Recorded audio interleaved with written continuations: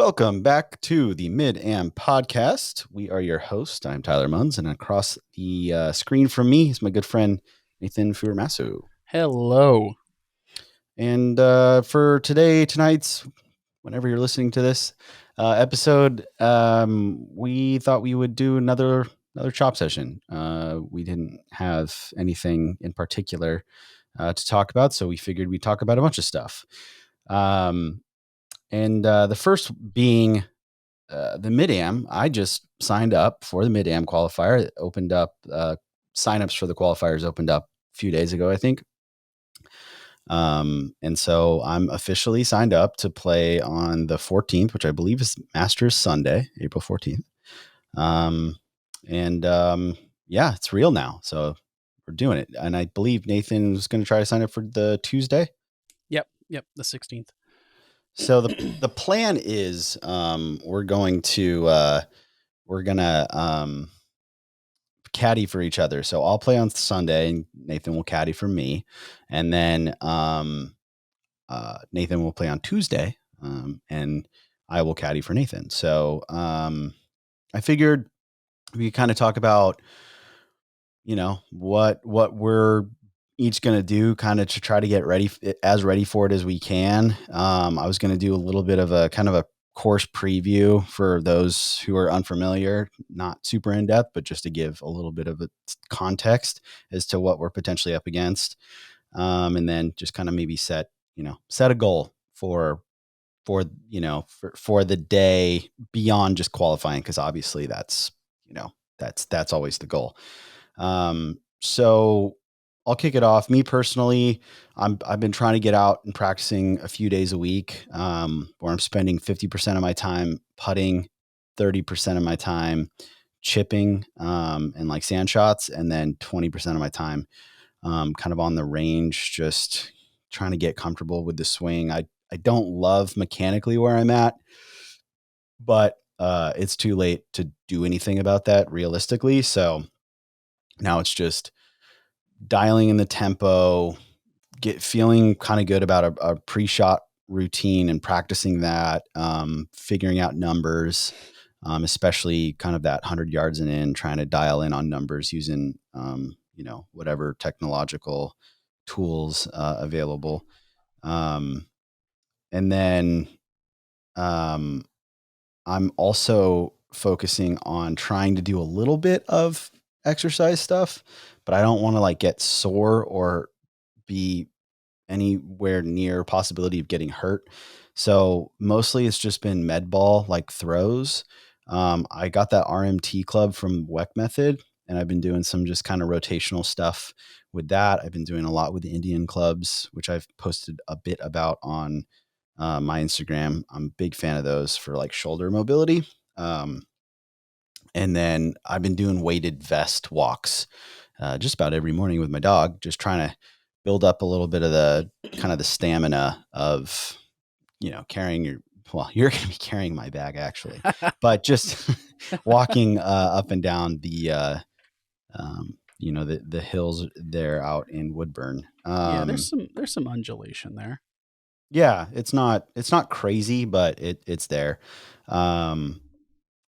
And then I'm gonna be trying to play 18 hole a week to post, and then 9 if I can sneak 9 in. Now that it's no longer daylight savings, it's or it is daylight savings. I don't know how that works, but we sprung forward, so therefore there's an extra hour of daylight at the end of the day. So I'm gonna hopefully be able to squeeze in some 9-hole rounds here and there.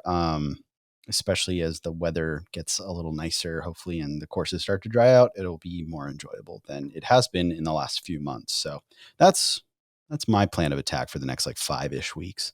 What about you? Yeah, man. Well, first of all, I like this. This is like a fun culmination of like everything from season 1. Like Yeah. the book we read, the people we talked to, the interviews the ones you had pre-recorded even.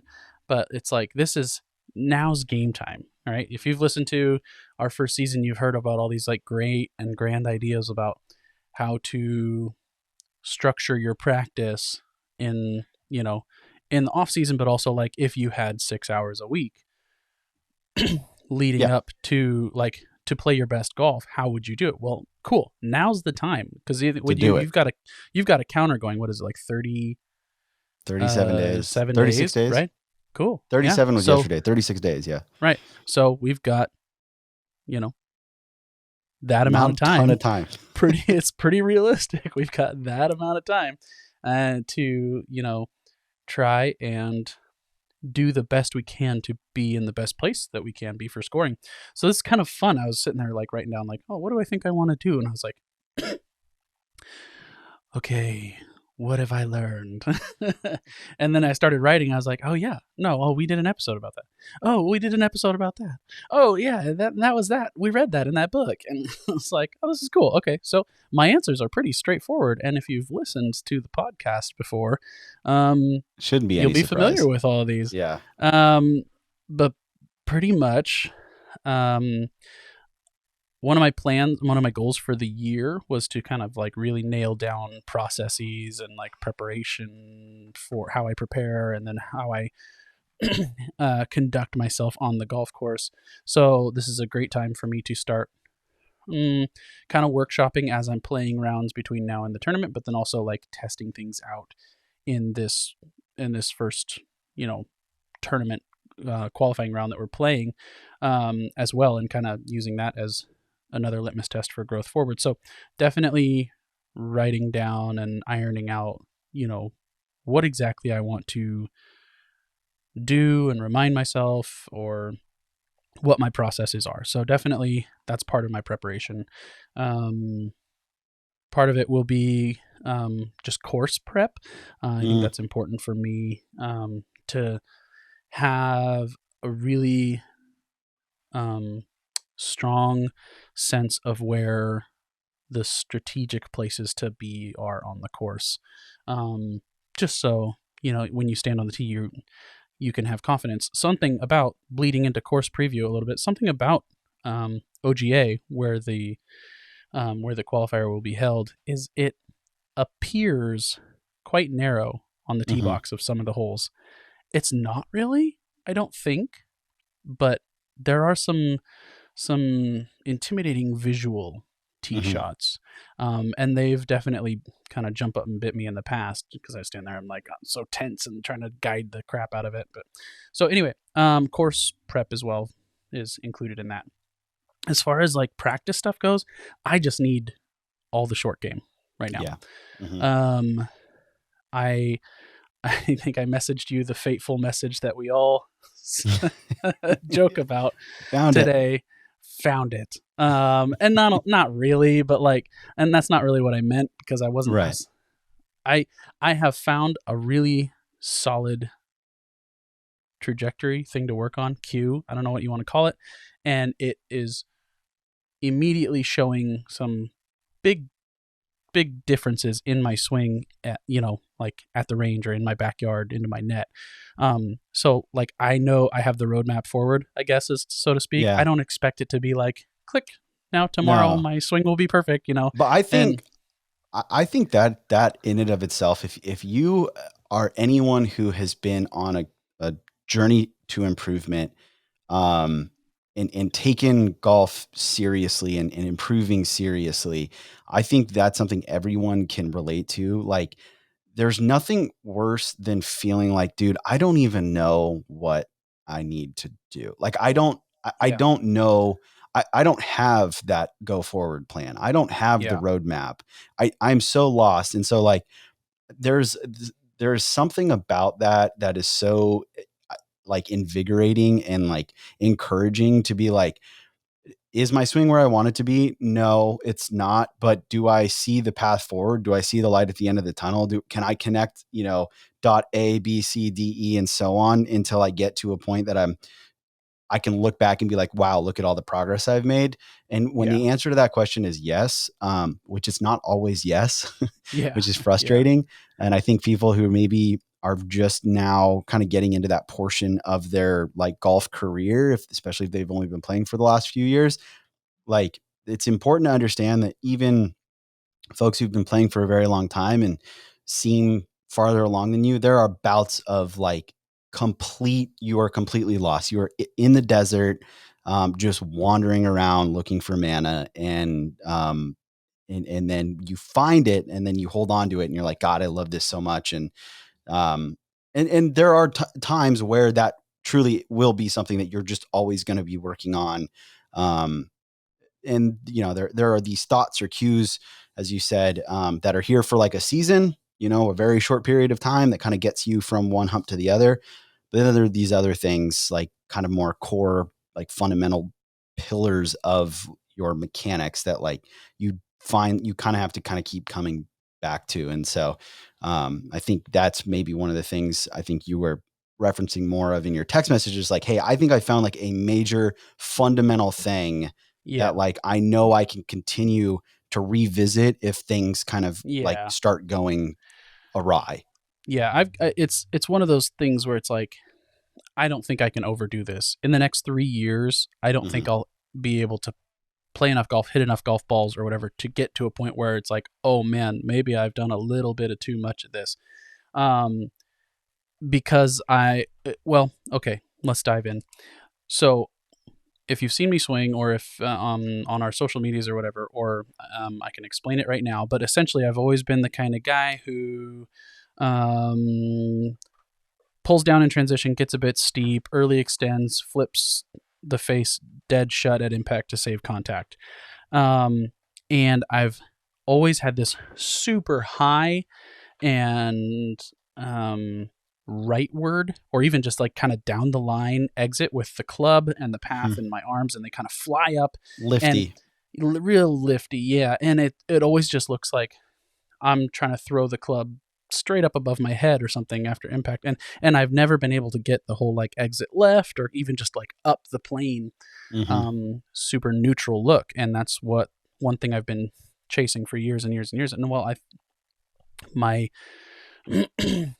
essentially, I think what it boils down to is my chest comes up to like from the start of the backswing, or Yeah. from the start of the downswing, excuse me, instead of how everybody, all good players Compresses through down. transition, they drop down and they kind of, their chest comes down, covers the ball, they're in more flexion, whatever hot terms you want to use. But I'm there too early. And so then at the start of my downswing, the only way to go is up, which throws everything out. So basically what I've been trying to do is, this isn't the feel, but this will give you a good picture of where the feel I think gets me. But essentially I'm trying to put my sternum dead on my left thigh in transition as like first Mm. move down. So I'm trying to put like my chest down onto On. my left thigh, my Got it. quads. Yeah. And that's basically the sensation. I think anytime previously I've tried to get like pressure forward early or really drop into that lead side, it's all just been me squatting from the knees, Yeah. not bending Not forward. sending the Not pelvis back and Yeah, not getting the not chest bending down. forward. I've just been like staying upright and squatting, and then Yeah. from there it just gets worse because I just Mm-hmm. jump all that harder and it goes up even more. So instead of like folding forward and down sensation, again, that's not really what I'm feeling. That's not my trigger or whatever you want to call it. But that, to explain it, that's essentially where it's putting me because that's where I need to be. um, and it's making me look so Scooby. So Scooby, dude, this is so shallow. Oh my So God. shallow. Uh, which for me is just on plane. Right. Yeah. So anyway, I've been doing all of that with just like practicing a half swing. So as far as my swing goes, that's all I'm working on is just like waist high to waist high, P3 to P7. I think. Sure. Can't remember. Whatever. You know, Nobody cares about the follow through ones. I wish I remembered where I heard this because it was just in the last couple of days. I got to stop just hearing stuff and then like only Yeah. holding onto the message and not remembering the source. But someone was saying that in practice, it's like the idea of trying to like practice bigger than you would go on the course, like, longer is really detrimental. It's like practice Mm. shorter. like smaller, shorter swings. Maybe it was Martin Chuck. Might have been Martin Chuck. I Maybe. can't remember. But Yeah. anyway, but like to your point, like you're doing these little half swings and just it's so perfect. That'll eventually bleed into like the full swing move. Well, yeah. It's Well, and I just, mean, you saw those pictures and the little videos that I sent you. I felt like I was doing half swing. That was like 3/4 plus on a well, lot of yeah. And then those. plus, So well, I was saying like anytime with you the add way that you speed can, to it, it's just, well, when you compressed it, or like with that compression and how much extra speed you probably got because of the rotation, I bet that ball goes farther than your like stock shot. And I know. Yeah. it felt like a half swing. It looked Yeah. closer to 3/4. Yeah. It was like a John Rahm full swing. Yeah. So anyway, it's all born out of not all, I wouldn't say that, but most recently I was inspired to start doing a lot of that work again from Be Better Golf. Brendan, he puts Yeah. out a ton of great stuff. If you Maybe don't know that's about where it him, was. definitely just go look. He put out a thing about like if you really want to get better at driving this year, do Yeah. this, and it was all Maybe that that's what it was. FSP like functional swing plane stuff. Yeah. And I was like, that's really all I need to work on. I will And say so then I did that. Yeah. from a content creator perspective, there are like 3 accounts that I watch pretty much exclusively, and I have yet to find something that I don't learn at least 1 or 2 things from. Be Better Golf's one of them. Hmm. Elite Golf Schools is another one, and then Milo Lines. Yeah. All 3 of those guys Yeah. really do a good job of like breaking down. I also like AMG actually. Yeah. I like That's, athletic motion golf. yeah. Um, You can't argue with the gears system. I mean, yeah, that's the but point of it. I like But the way yeah, that those guys explain how the moves work and like the feelings and like the like the yeah, mechanics of it all. It's very absolutely. cool. So anyway, my prep, I'll be hitting half swings, and I need to get somewhere that's not just a soupy mess I so I can know. practice all the short game. Because that's really, I mean, that's the rustiest part of my game right now. Yeah. Well, jumping in, do a little course preview. So the both qualifiers are at the Oregon Golf Association golf course, which is in Woodburn, Oregon. I believe it used to be called Tukwila. Hmm. Um, it is 6,565 yards from the tips, which is where we will be playing the qualifier from. It will be April. It will be wet. It will have been wet for quite a while. So 60, let's call it 6,600 yards. Going to feel a Hmm. lot closer to probably 68, 6,900 yards. And then depending on the weather, you just never know. Could be beautiful. It could be awful. I'm curious to see the course though, because they just did a big overhaul on a lot of their Mhm. drainage. Um, Yeah. so hopefully that has made some difference. Well, they didn't work on the driving range apparently because the driving range has been closed for a while because they have been having They're doing drainage that now, aren't issues. they? Yeah, yeah, Yeah. Um, no, so I'm going to play on Friday actually. And cause I just kind of want to like do it, go play all the way back. Should actually be a nice day. Play all the way back and just see what happens.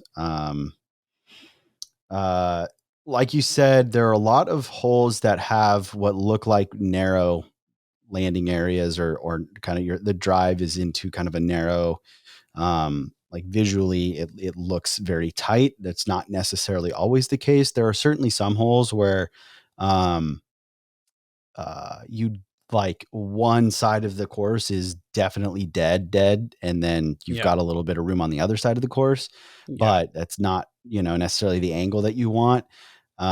So it's a test. It's not a particularly easy course. It's not hard though. The greens are pretty big. Um, There's a lot of undulation, like a sneaky amount of undulation on those greens. yeah, a lot of Like you don't tiers. think it, but there are. Yeah, a lot of tiers, a lot of kind of little humps and stuff, but they're big, so they can find flat spots, Yeah. which is nice.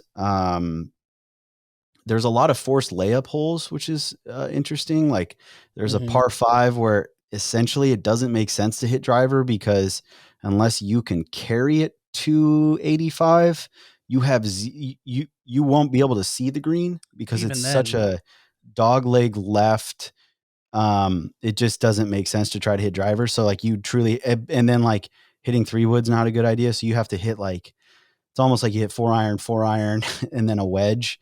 Um, it's a weird hole. And then there are a couple like par fours where you really have to lay quite a ways back because there's like a Yeah. ravine splitting the fairways, and it forces like a mid to long iron into your hand for these, for these approaches on the par fours.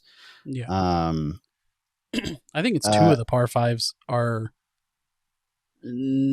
definitely 3-shot holes. There, and like you would have to hit the perfect drive. It's like 4 and then 14 on the backside.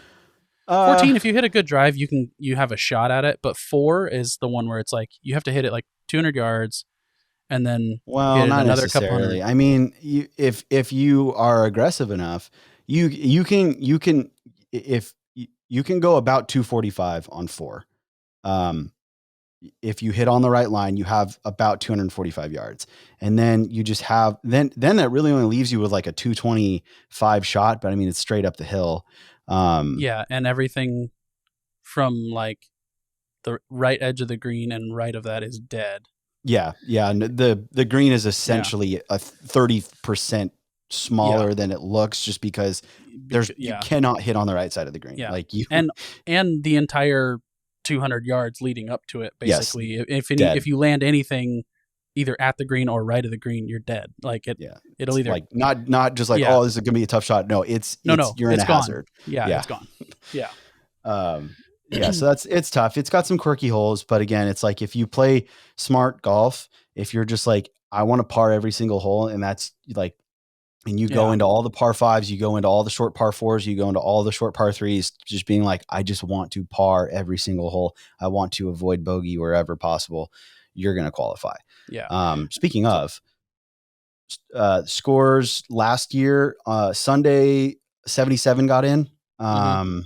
It was a scorecard playoff, so like Mhm. half the 77s got in, half of them didn't. 78 got in on Tuesday, but 75 was the best score on Tuesday. I think that was Yeah. weather related. I think it was a very tough weather day, if I remember correctly. Yeah. Best score on best score on Sunday, I think was like a 66 or 67. Oof. That's hot. Well, yeah, it was deep. That's good I mean out there. It's one of those courses where like I don't expect to see a lot of low numbers usually. Like if you play well there and if you golf your ball, you're going to be nearer to par. Yeah. But if you don't play well, it will be astronomical. Like that place will just eat your lunch. Um I don't think it's for like a very skilled player. I don't think it's particularly difficult to shoot around par there. yeah. But seeing a 66 out there, I don't Yeah. see where that course is that gettable Yeah. to It's see yeah. 6 birdies, or I don't know. Yeah, it's just Yeah. That's that's some impressive. gamesmanship. That's a Yeah. hot day.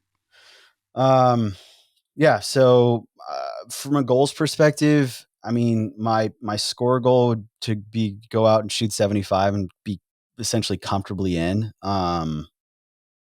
You know, but more so, I think that I want to make sure I don't go into the round with that number in mind. I want to go into the round with a very clear picture, like you said, of how I'm going to approach every shot, and then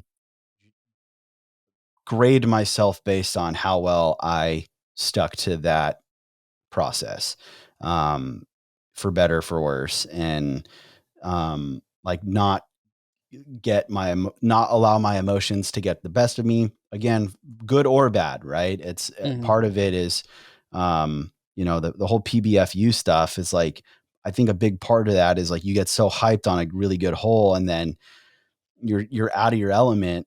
It's just a different emotion. Yeah. And so it's keeping all of that in check, playing really, like, again, really trying to play boring golf, not overextending myself in any way, take my medicine, as soon as I have to, um, make sure There's I'm a fueling myself well enough mhm. on the course, like make it a point to bring snacks and like schedule my eating. Like I know after the third hole, I'm going to eat, these gummy bears. And then after the sixth hole, I'm going to eat this protein bar so that like I don't get back spasms. Um, Tonic water, tonic water, just, yeah, on bag tap. loaded down with Schweppes. Yes. Gonna get a Schweppes bag, dude. I'm gonna get gun for that sponsorship. Um, I was gonna ask to interject here. because I've said the same thing, like, oh yeah, I don't want to get too high, or I don't want to get too low, and I feel like a player of a certain caliber knows that we shouldn't do those things, but we don't actually have plans for how to not do those things. Like, okay, Yeah. make a birdie, I get hyped. I know I need to not get too up, but if I don't make a plan for it, or like if I don't have, some idea of like, okay, what do I need to do, sort of reset and get myself back down, then it's just like, it's like lip service. So like, do you have ideas Yes, or plans? Do you have I've been process for thinking this? about that. It's Good. yeah, yeah, to I be need to able know this as your caddy. to jump into like a physical cue so that I know I'm doing it. It's not like this kind of ethereal like concept of, oh, just high, like calm yourself down. It's like I've been doing some meditation stuff, and so like breath work, I'm trying to find something that like is, 10, 15 seconds of like this centering grounding within my breath to reset me um into like a kind of a completely neutral mindset. And it's like it's easier said than done, and even in the moment it's not going to happen. Um but it's like it's making the effort to neutralize yourself, but then B, also at the same time recognizing that like I can't do that probably like 100%. So I know Mm, my next shot, I'm going to be a little bit extra juiced. Things are going to be a little quicker. Okay. Um, on this, on this swing, like my only thought is just going to be tempo, baby. Just Freddie mm, Couples, just want to smooth one out there. mm, Um, and really like ground myself in that feel so that I can counteract the things that I'm really not able to control, which is like the amount of adrenaline that's in my system or whatever. I can't turn sure. that off, but I can recognize that it's going to there's going to be a factor, and I knowing my tendencies, which my tendency is to get quick. And so like having a plan to try to neutralize myself, but then having a plan, understanding that I'm to a certain extent going to fail. So I need to have a contingency there and be ready to adjust based on what that is. And I think like that is probably, um, whether it's a great feeling, like I'm very excited, or I'm very angry, the same thing's going Mm-hmm. to happen. My tendency is to get quick. So Mm, knowing those things going into it, I think I should be pretty well equipped to like navigate those emotions throughout the round. cool. Yeah, good. What about you? Have you thought Let's about see. it? My goals. Yeah, I mean, basically the same. Like, not. I don't have a score goal, so to speak. I didn't look up kind of last year's results as well. I did that a while back, so I didn't really remember them. So I kind of knew it was kind of that mid 70 to Mm-hmm. high 70 mark is sort of the high numbers that will make it in. So yeah, of course, I want to qualify. I'd like to play better than that. I also though need we had this talk at Bandon too, where it's like I'm okay. I'm gonna be real about my game. Mm-hmm. Nothing, nothing happens in golf quickly. Like a a switch doesn't flip, and make me on average 4 strokes better. It just doesn't. And I know that this is going to be somewhat of a building year for me. Mm-hmm. It's always been the case. I've always known that. So, um, I think I have the potential to qualify. I think I have the potential to play well. I've put up some good golf recently. Or I've seen, you know, Flashes. flashes of some good golf recently. And I think if I clean some stuff up, um, we can be there. So yeah, definitely like the 77, 76 or below kind of range is where we'd like to be. But I mean, now that I know 66 is doable, It's out there, dude. it's out there. I got to fill up that birdie card. I'm That's right. gonna, I'm gonna prematurely shoot my wad on what was supposed to be a dry run. For you Arrested Development fans out there, I'm going all out on the qualifier. That's right. You're Anyway, too mentally exhausted to even compete in that's the right. mid I'm gonna am. withdraw. Yeah. medalist at the qualifier. I am not. I'm Yeah. not healthy enough to play Yeah. in the actual Just event. Sorry. DNF. I'll get to like to hole 2 and just be like, no, no, no, no. All right, but then yeah, my goals though are the same. Like stick to my plan, stick to my process, try to maintain target focus throughout the round, things like that.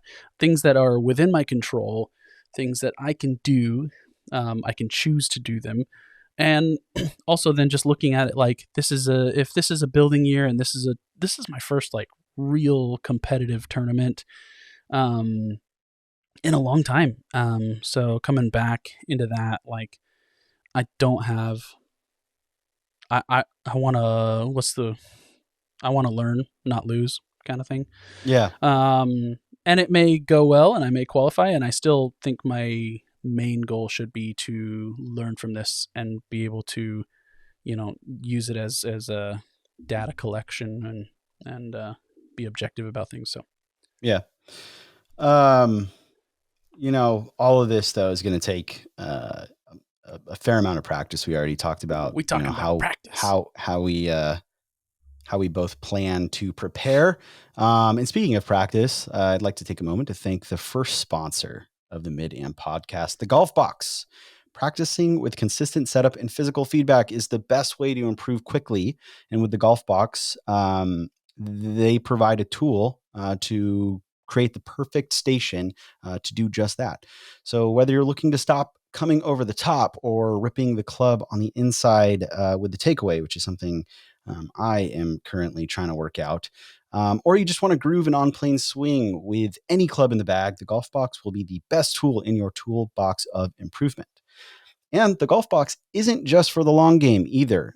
You can take it to the practice green to groove a consistent putting arc and the length of your stroke using the included tees and pre-punched holes in the box. I personally love the ruler indicator that's on the box to help me kind of drill in where my feet and the ball position should be for every shot so I can develop kind of a consistent setup. And the team at the Golf Box has also put together an extensive array of instructional content to show you how to get the most out of your golf box. So please be sure to check them out by visiting their website. That's www.thegolfbox.com. That's THEGOLFBOKS.com. And we'll also be sure to drop a link in the show notes of the episode below. So, yeah, special thanks to the Golf Box for supporting the Mid-Am podcast. Woo. Next topic I had on here was adult golf teams. So Yeah.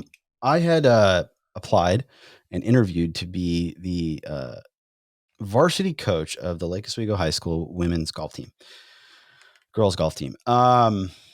Didn't get it because I've never coached before. It's a big surprise. But I was definitely one of the people that they interviewed. So that was encouraging.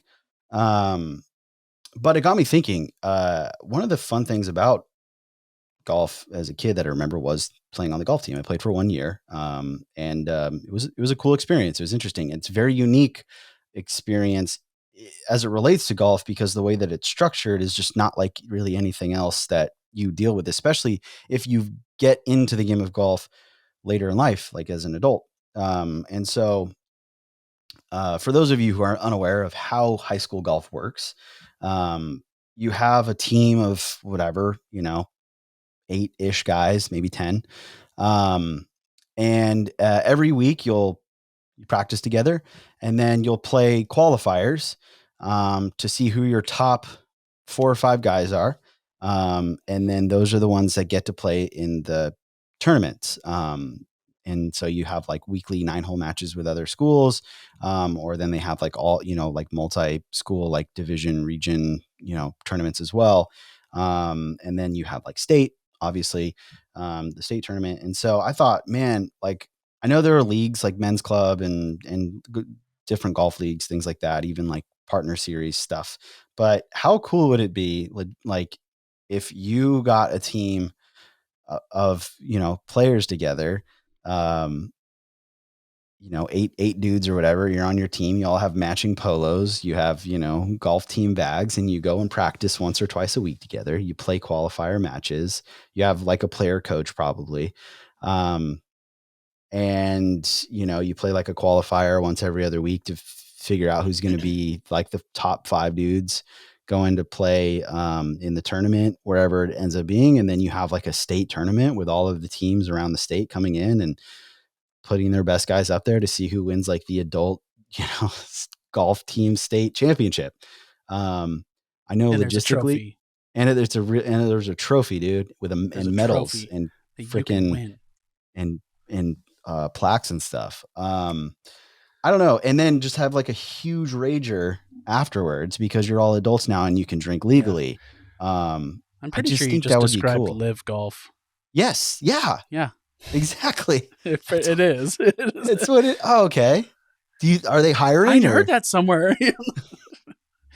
But yes, no, I'm all for this. I love it. Every bit of just it. Golf, I know like yeah. it's a pipe dream. I mean it's hard enough to get like to schedule. Oh, Letterman's jackets. Oh my god, dude, don't.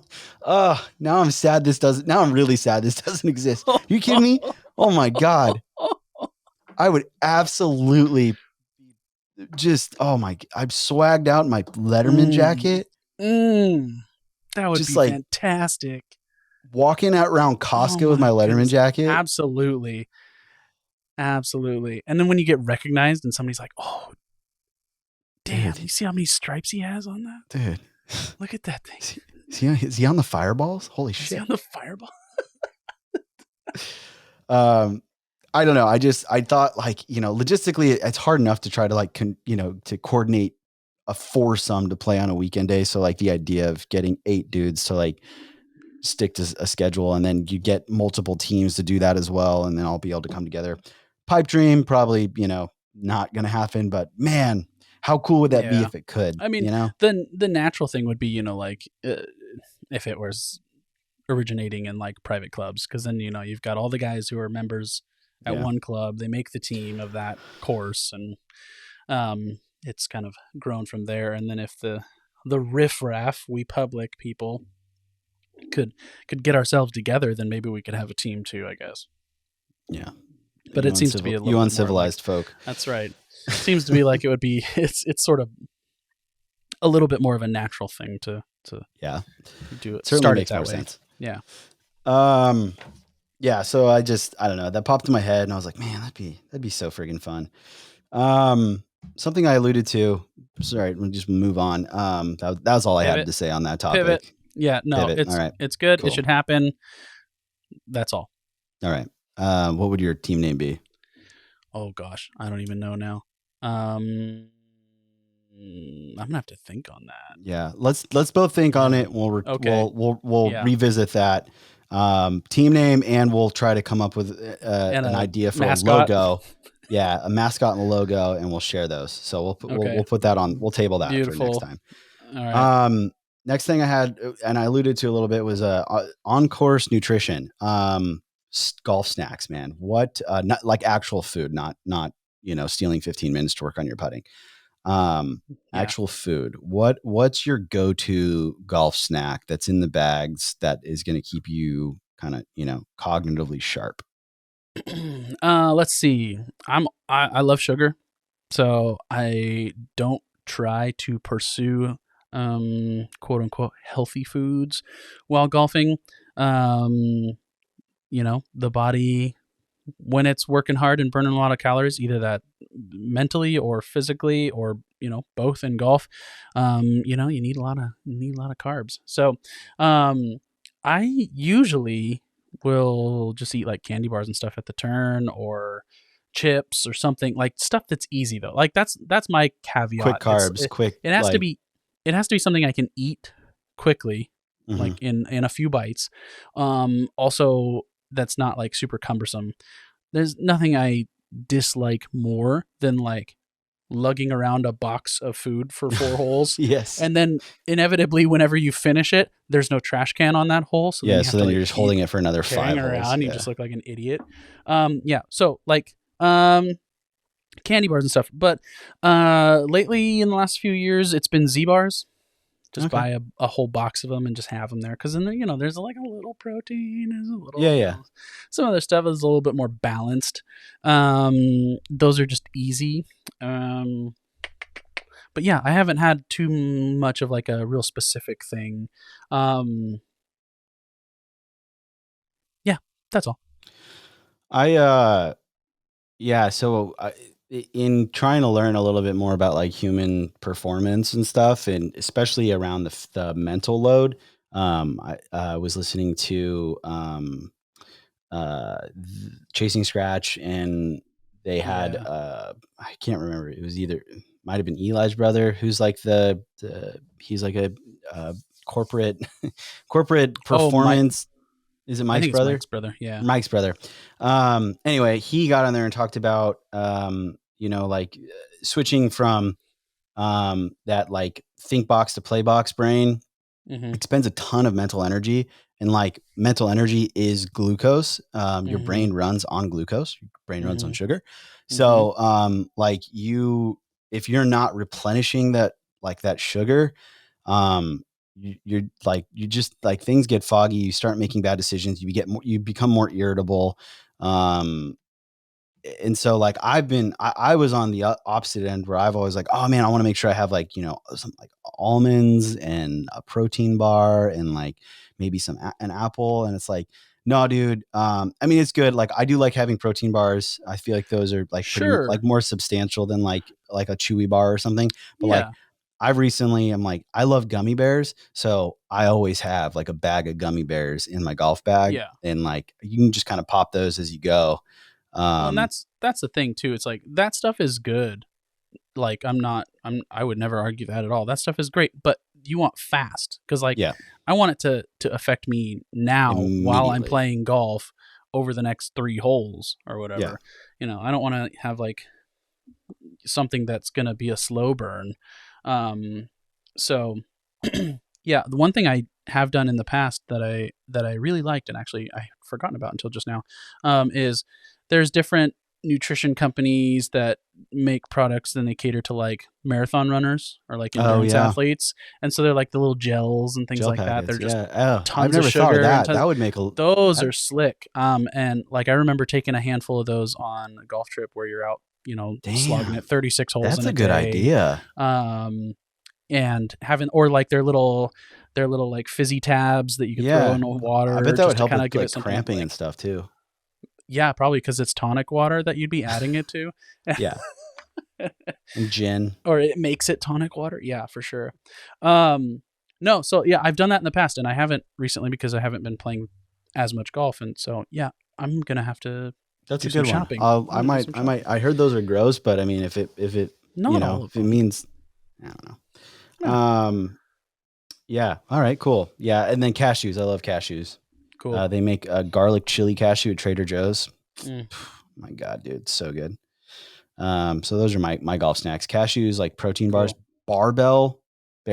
barbell protein bars, literally taste like candy bars, and they are Mm, so good. mm, And their macros, I guess, are good too. I don't really know much about that, but apparently yeah, they're good macros. Um, I'm gonna bring some smelling salts for you. oh, Like okay. before a Yeah, lift, that's a good. like, ooh. I just blow the 3-foot putt 18 feet by. Well, we'll do it on drives or something, like, not on a putt. Come here, come here, get a hit. Oh God. Oh man. If it's a Okay. long putt, if it's a long putt, I Yeah, might need it. for Yeah. sure. At Bandon, we needed those. Oh That would have God. Yeah, helped us dude. get it there. Yeah. Uh, yeah. Um. All right. Next thing I had on the list Hmm. was would you rather. I put a list of like 4 would you rather questions, golf themed, and I thought I Okay. would prepare them. I thought I'd send see what you would rather do. Okay. Okay, number 1. Would you rather play 1 round at Augusta National, or, and I stole this one. I didn't come Sure. up with this on my own. Sure. Play 1 round at Augusta National, or have tickets to the Masters for the rest of your life. Play around at Augusta. No Really? doubt. No doubt. Really? No Oh, doubt. I couldn't disagree more. Could not Oh. disagree more. Oh. Nathan, you're telling me, Nathan, no, listen to me. You're telling me that if 4 days at the Masters every year for the rest of your life, you couldn't network your way onto that golf course? Oh, well, I mean, sure. If it's that doesn't feel like it's a Loophole, fair dude. thing. Yeah, see, that's a Yeah. loophole because then that's like one choice is both choices. Well, then of course I would Well, choose that one. but it's not guaranteed. It's not guaranteed. You All still right, gotta, all right, you all gotta right. But schmooze. You gotta here's kiss what some I'll say. asses. Here's what I'll say to this. I've been to a number of professional events, and the entire time I sat there looking at the grass and going, I want to play golf. I don't care what these chodes are doing. That's fair. That's you fair. know? So I'm gonna go to the Masters every year and just be pissed that I never actually get to play the course. I'd rather just play it one time and be done. Okay, so if it's a true like you get to play the Masters every year, but you never get like that But you never get to excludes play you it. from being able to actually ever play. You're gonna play. I'd play. Yeah, I'd probably play too if that were the case. But if the Magic Genie did not use very specific language, then I would find that loophole and I would network my way onto that course by the 5th year. Of course. Yeah. At the latest. Absolutely. If not, at the very least, I'd figure out how to get a job there for like 6 months. Right. And go play. Right. Exactly. Like, yeah. Or find like the weak points from a security standpoint. Sure. Just show up with your clubs like that one. Ocean's 11, that shit, dude. Yeah. All right. Would you rather have to make birdie to shoot your personal best, or make a par to shoot your personal best? What situation would you rather be in?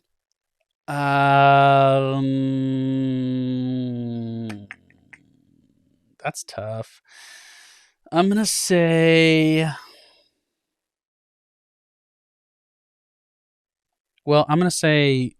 birdie, just because it would be so much more electric than when you did it. I agree. I also think it kind of gives you a little bit of an out. Like, because if you don't make the birdie, then it's just like, hey, next time. Sure. But it's just like, all I had to do was make a par and I couldn't even do that. That hurts more if we're looking at it from like the negative. Yeah. So I agree. Sure. That's, I'd much rather have to chase it than hold on to it. Yeah. Hideki style. When that putt drops, oof. Yeah, dude. Oof. Closer coming off. So much tastier than when you probably like, oh, I only needed to make a par, and you're probably looking at birdie and you miss the putt because you choked, and then you're like, well, I'll kick in a par, and still my personal best, but it could have been even better. Yeah. Anyway, birdie. Here, 1 second. I'm going to pause. Yeah. And so again, much rather have to chase it than have to hold on to it. All right. The next one is, would you rather spend 2 hours on the course with Tiger? So you're playing 9 holes with him essentially, or you get 4 hours with him in the practice area. 2 hours on the course. Really? I'd go 4 hours in the practice area. I don't want to learn from Tiger. You don't want to learn how to practice from the dude that practiced better than anyone else? No, VJ practiced better than anyone else. Arguable. I don't know. Well, VJ practiced more, so. Anyway. Yeah, okay. But no, I would rather play because first of all, I need to get better at playing, so I'd rather have like a playing lesson. Yeah. And then 2, I've watched clinics with Tiger, and he doesn't say anything revelatory to my mind. He doesn't say anything that I haven't heard, like your top 100 type PGA coaches say, not similar things that like the type of content we hear from like the people on Be Better Golf or Elite or AMG, or like, I haven't heard that stuff out of him. It's more like the tried and true kind of information. Nothing wrong with that, but I just don't feel like I haven't seen it, so I don't know that it's there, I guess. Well, but I do know the man can play. So yeah. I'll say I would have answered the same way like 5 years ago, but recently Tiger's like kind of come out of his hard ass shell, and like some of the stuff that TaylorMade posts with like Scotty and stuff of just him in like gym shorts and a shirt, like in a bunker talking about this, that, and the other with Scotty, and the way that they talk, it seems so technical. It's almost like they're speaking another language. It's I like that, the way that they interact, and be like, that version of Tiger I could spend all day around a practice green, just like picking his brain on like, okay, on this shot, like, what do you see? What do you think you're going to try to do? What's that feel like? I like all that stuff. I think in the last few years, really, maybe not even 5 years, like the last really 2 years, he's just kind of opened up a lot more. And maybe he's opened up like that before, but the cameras just haven't really caught it. But with the Yeah. advent of like companies really investing in creating social media content, that stuff's really starting to come to light. And I just think that like that's watching that kind of stuff is so interesting to me. Obviously, it'd be incredible to watch him play and be able to talk through that and stuff. But I don't know. I Yeah. just couldn't imagine watching him just like kind of tinker around the short game area for 4 hours and just what you could kind of glean from that. So no Yeah. wrong answer. Last one. Would you rather never three putt again or never miss another fairway? Never three putt again. Yeah, me too. I thought I was going to get you because you like hitting No. fairways. I but like hitting fairways, but I also know that you don't need to hit fairways. That's true. Like, yep. No. The Three putts. stats. For sure. Well, that was cool. I haven't gotten 100% on a quiz in a while, so that was yeah, dude, you nailed that. On that quiz of opinion, you absolutely crushed That's it. right. Last thing before we talk about our birdie drive. Yes. Is there, off the top of your head, is there one rule in golf that you would change if you were given the keys to the car for 5 minutes? Yeah. I thought of two actually, but I'll just go with one because that's the question. Yeah, pick one. So I think dropping the ball is dumb. I think, okay, so when you take relief, you nearest point of relief, in most instances, you go nearest point of relief and then you make your half circle, right, with your golf club, and then you drop somewhere from knee height within that circle. I think we should just be able to place it, honestly. Yeah. Yeah, because here's the thing. You've already received the penalty for hitting it into the hazard or whatever.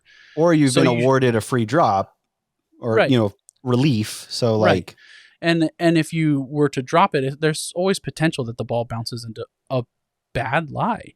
And so it doesn't feel like relief, or it feels like a double penalty in that instance.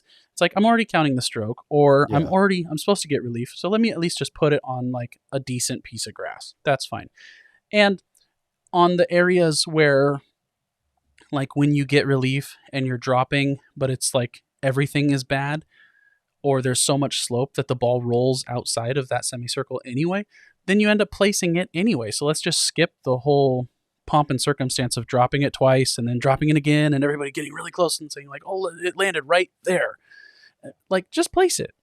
I mean, and they've already kind of come that way a little bit with the whole like revising from dropping it from shoulder height down to knee height. Like, come on. Like, we all know what we're working towards here. Like, just place the ball. Yeah.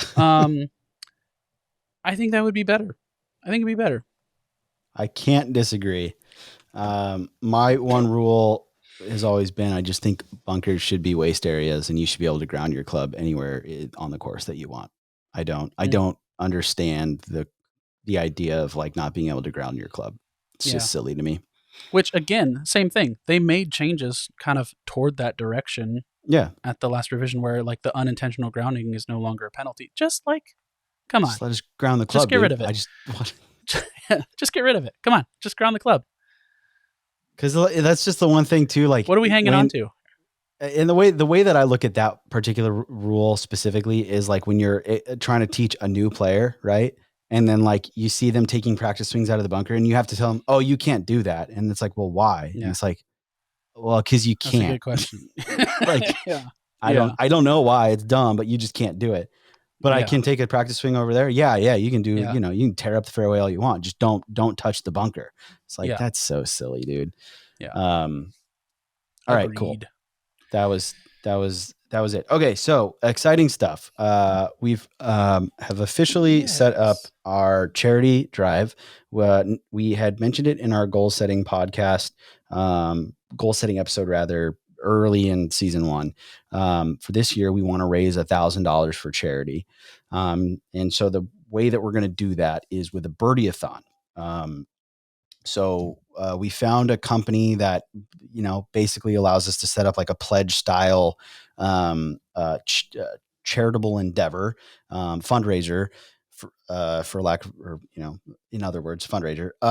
And so what we're doing is you go in, you pledge a certain amount of money for every birdie that Nathan and I make between posting season, which was which was March 1st. So it's, between now and then the end of posting season here in the Pacific Northwest, which is November 30th. And so let's say I make 100 birdies and Nathan makes 100 birdies. If you pledge $1, then you're going to pay $200. If you pledge 10 cents, you're going to pay $20. And that all goes towards our the organization that we chose for this first year, which is Oregon Junior Golf. I personally, I'm going to be putting in a pledge, for myself, for the amount of birdies that we do, and I believe Nathan's going to do the same. So the goal is $1,000. We'd love to absolutely crush that, not only through our impeccable play, but by having all of your support out there to help us reach that goal and benefit junior golfers here in Oregon. So I will be posting the link to that in the show notes. I'll be posting it. It's already actually posted. It has been for a couple of days now on our Instagram, the link in the bio there. I'm going to put out a reel here on Instagram in collaboration with the Oregon Golf Association to promote that as well. So lots of information to come here within the next week or two. But just know that it's already live. If you want to go in there and start pledging, you can. We'd very much appreciate it. So yeah, that's cool. That's pretty much it. We're excited. Yeah. And if the birdie-a-thon style of pledging is not your cup of tea, there is an option also to just pledge a flat or to just donate a flat amount. That's right. And we, the kids will thank you. We will not say no to that. I wouldn't pigeonhole people do whatever the only heck donating. you want. Yeah. So there is that option as well as far as donations go. I think just as a preface for people, or not preface, but like to set some expectations for people. Tyler, you made what, 107 last year. birdies last year. I only played like 12 rounds last year, so I made probably less than 15 birdies. I don't remember. I didn't keep track. I'm looking to play about 25 rounds this year, like postable rounds during posting season here. So, and I think I'm usually good for, one or two a round is kind of my average. So you could probably count on me making somewhere in the 50 to 60 range. And I'll probably be in that 100 to 120 range. So, you can count on 150 to 180 birdies between the two of us, somewhere in there. Yeah. So, pledge accordingly.